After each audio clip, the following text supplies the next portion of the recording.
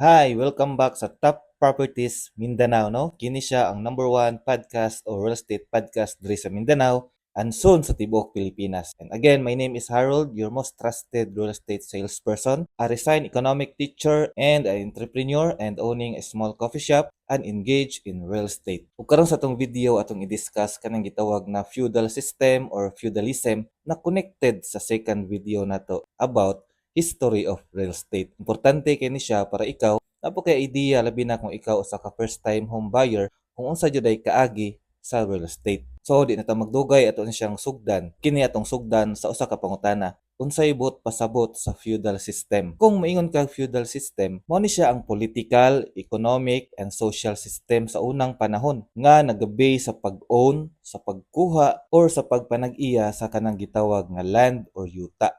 Dako kani siya kalambigitan sa real estate na atong nahibaw-an karon sa modern real estate. Ingani na siya. Kung maingon kag feudal system na ay mga tawo nga involved niini sa unang panahon. Number one diha ang mga kings, mga rulers, ikaduha mga lords or mga nobles, ikatulo mga knights, kaupat mga peasants or mga serfs. Kini siya atong ma-encounter ng mga tao sa unahan sa atong video karong adlaw. Karon atong ipangutana nganong niusbong ni gawas ng feudalism. Ang tubag ungod ani nga panghitabo. Kung ikaw naminaw sa una sa imong history teacher sa Araling Panlipunan na gitawag na Roman Empire. Kini siya 476 AD, no, dihaan na mga katuigan, pero kini siya nawala, na fall ba.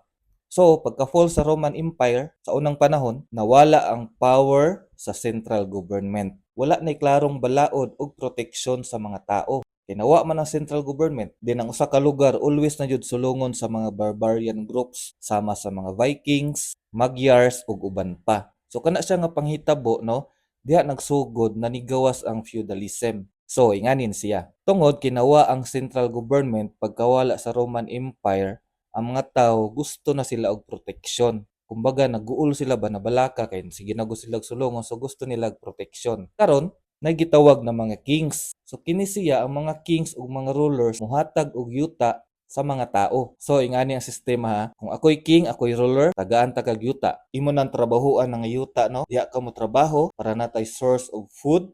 In exchange, protektahan ta ka. And dapat loyal pug ka sa kuha. So ingana ang conversation sa una sa king didto sa mga tao. Labi na sa mga peasants o mga serfs. Kini siya sa feudalism na gitawag nga hierarchical structure. So kung mayon kag hierarchical structure na pagkasunod-sunod. Pinakataas, ikaduha, ikatulo, ikaupat.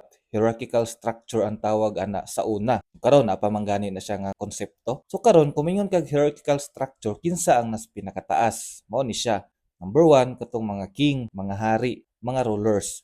Sila ang nagatag-iya sa mga yuta sa unang panahon. Sabi kadako ilang yuta jud. Sunod sa mga king ug mga rulers gitawag na mga nobles. Sila pod gitawag og mga lords. Kinsa man ni sila na mga lords ug mga nobles? Kini siya ubos-ubos gamay sa mga kings. Kini siya una na makadawat sa yuta nga ihatag sa kings ug sila pod ang mag-manage. Take note, lahi ang mag-manage ha kaysa sa magtrabaho. Ato nang i-discuss sa unahan. Then kaning mga nobles ug mga lords, no, di pud kay ubos kay next good sila sa hari, di na po sila yung mga private armies. Then sunod, ubos-ubos sa mga nobles ug mga lords kanang gitawag na mga knights. Kining mga knights mo ni siya mga warriors, mga sundalo. Kung sa ilang trabaho, mo na to protect the land and to protect the people. Then pinakalas kato nang gitawag na mga peasants ug mga serfs. Sila mao to nagatrabaho sa yuta nga gipanag-iyahan sa king. So gamit kaayo ang mga peasants ug serfs sa una kay kung wala sila, walay mo cultivate sa land, no, way magbungkal, way magtanom, so wala po sila pagkaon ang usa ka community or area nga giharian sa usa ka hari. Kumbaga ba ang mga peasants ug mga serfs sila ang mga naa sa labor force and dili sila free, wala sila freedom nga mobiya sa yuta, mo trabaho jud sila.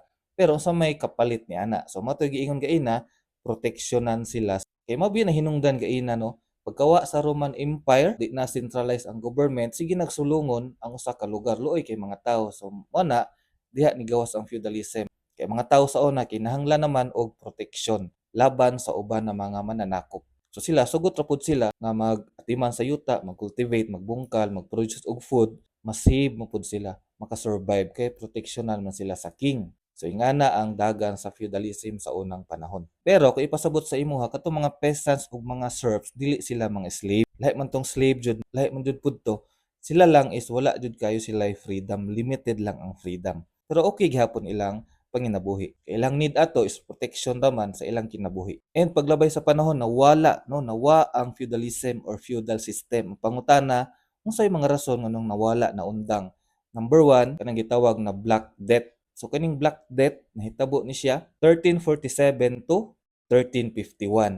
Ikaduha nga rason nganong nawala ang feudalism tungod sa pag-rise, pagsaka, pag-develop sa mga syudad ug mga cities ug pag-usbong sa kanang gitawag na trade or trading. So sa una, sa pinakauna pa no, kung nagtan-aw ka sa ikaduha nga video nato, during ancient times, during feudalism, ang land is power, wealth. But pagsulod sa industrial revolution, no, mao na ni siya ang pagsaka sa mga cities, mga trade ug mga merchants, plus napadyoy mga middle class na nigawas, ang land is for business na, negosyo na, dili na siya for ownership.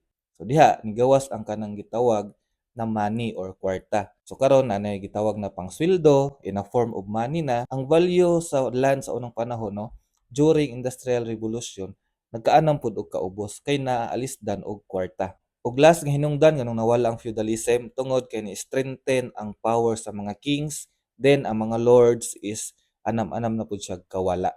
So, bisan pag nawala ang feudalism no, okay ra gihapon kay na siya gibilin nga legacy sa tua na atong nahibaw-an karon sa atong panahon. Unsa na siya na mga legacy nga gibilin sa feudalism sa tua?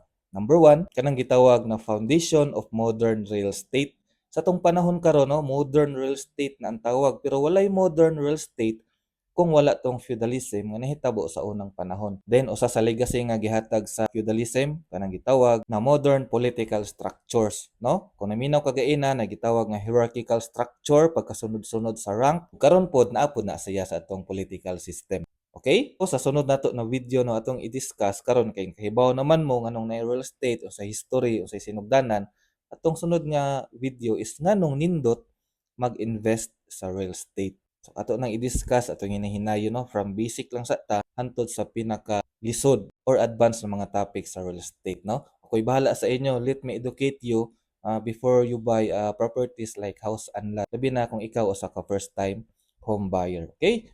Again, my name is Harold, your most trusted real estate salesperson, a resigned economics teacher, and now in the field of entrepreneurship, owning a small coffee shop and engage in real estate. Salamat sa pagtanaw sa tong episode karon sa Top Properties Mindanao diri sa YouTube. Ug kini siya makita pud nimo siya sa Facebook. Ayaw kalimot sa pag-like, pag-follow o pag-share ani para daghan po'y ma-educate. Okay? See you sa sunod nato na mga video.